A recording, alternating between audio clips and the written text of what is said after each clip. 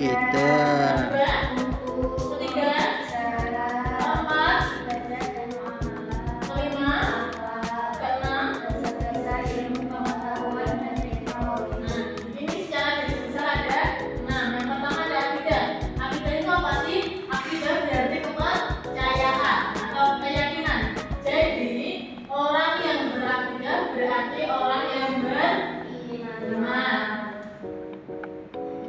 Seseorang yang menyatakan diri berakidah Islam tidak hanya cukup mempercayai dan meyakini keyakinan-keyakinan dalam hatinya, tetapi juga harus menyatakannya dengan lisan dan mewujudkannya dengan Tindakan. amal perbuatan.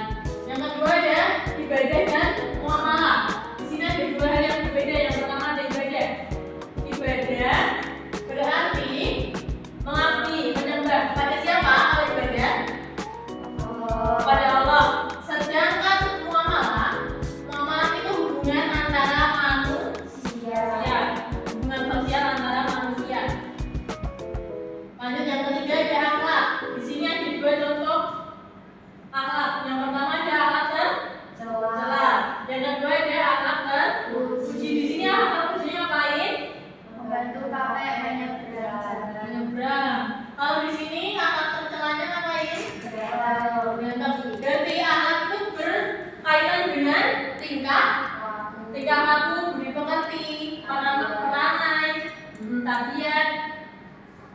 Nah, akhlak ini sifat yang tertanam dalam jiwa manusia yang muncul secara spontan.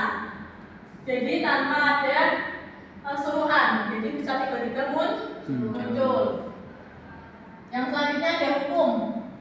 Hukum sebagai salah satu isi pokok ajaran isi Al-Quran berisi mengenai kaidah dan ketentuan dasar dan menyeluruh bagi umat manusia. Nah, tujuan adanya hukum di dalam Al-Quran ini apa? Memberikan apa? Pedoman kepada siapa? Supaya di kehidupan manusia itu adil, aman, terbenam, teratur, sejahtera, bahagia, dan selamat di dunia maupun di akhirat. Jadi adanya hukum di Al-Quran itu sebagai patokan dalam berkehidupan.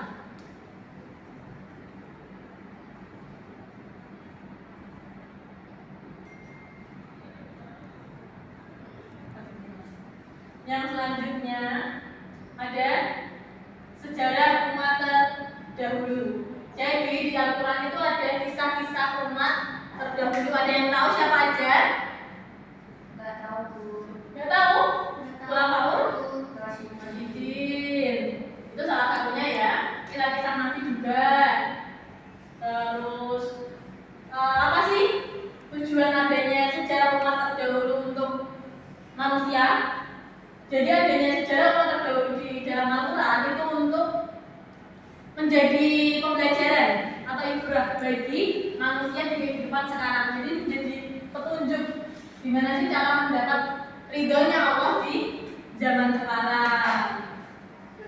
Yang terakhir ada dasar-dasar ilmu pengetahuan dan teknologi.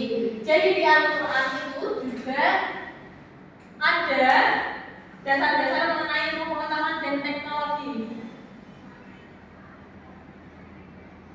Allah memberi ilmu, telah mengajarkan kepada umat manusia untuk dapat menjalani hidup dan memenuhi kebutuhan hidupnya dengan baik. Jadi tujuan adanya ilmu pengetahuan dan teknologi di dalam Al-Quran itu untuk sama pendidikan manusia itu bisa menjalani kehidupan.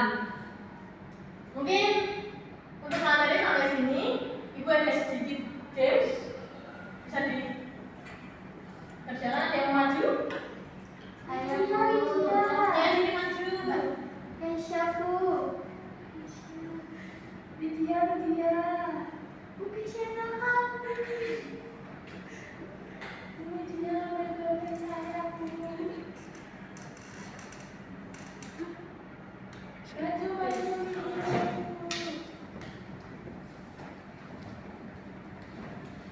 Mana Bu caranya? Dipencet start. Dibaca namanya ya teman-teman, dinaikkan.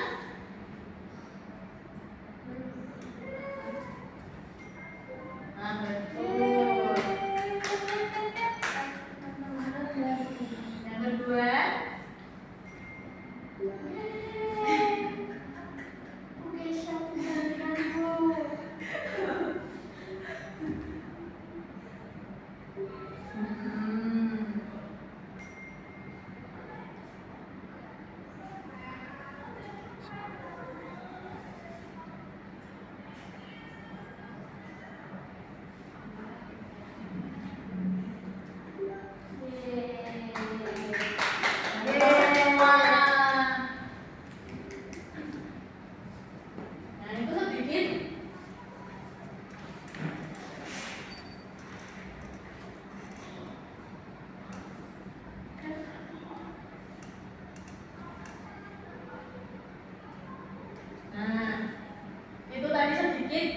games untuk mengecek kalian itu sudah paham atau belum tentang pelajaran kali ini.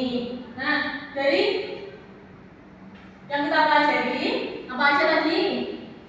6 garis besar dalam Al-Quran. Yang pertama ada apa? Akidah. Kedua? Hukum. Ketiga? Sejarah. Keempat? Ibadah dan muamalah. Kelima? Akhlak. Yang keenam? Dasar ilmu pengetahuan dan Allah. Secara garis besar ini tujuan dari adanya ini semua itu untuk membantu umat manusia supaya dalam kehidupan sehari-harinya itu bisa terjalani dengan baik. Jadi tidak hilang arah. Kalau yang masih hilang arah berarti belum mengetahui adanya pokok isi dari Al-Quran. Ada yang hilang arah di sini? Dipelajari lagi ya supaya tidak hilang arah. Dari keenam ini ada yang mau ditanyakan? Tidak, Bu. Tidak? Mungkin untuk pembelajaran hari ini Ibu cukupkan. Kita ketemu lagi di minggu depan. Dan Ibu ada sedikit tugas. Ya, sedikit tugas. Minggu depan kalian membuat game seperti ini. Seperti tadi. Nah, membuat kuis. Gak punya HP, Bu. Gak punya HP. Nanti Ibu share ke grup orang tua. Nanti orang tuanya bisa dipinjam dulu HP-nya ya. Nah, nanti membuat game seperti ini. Temanya setelah tema ini di buku dibuka ya. Dia kayaknya dibuka, membuat kuis dengan tema setelahnya ini. Jadi nanti dikumpulkan ke Ibu. Yang paling bagus kita tampilkan di sini, oke? Oke, Bu. Ibu cukupkan. Kurang lebihnya mohon